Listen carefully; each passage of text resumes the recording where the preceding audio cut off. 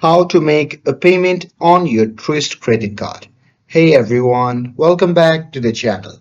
In today's video, I'll walk you through how to make a payment on your Truist credit card online from your desktop.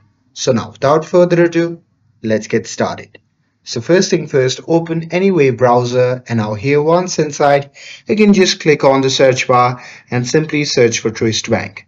And now here on the search result, you just have to click on the first link, and once you do that, you'll be prompted to the official website of the Truist Bank.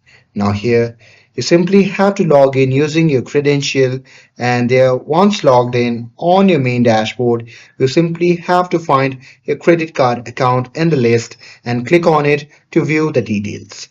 And there you simply have to look for make a payment button or link and click it to start the payment process.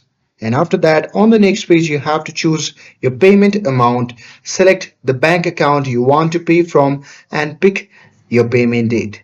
And there you can pay the minimum due and the statement balances or any custom amount. And with that, you have to double check your details and then click submit.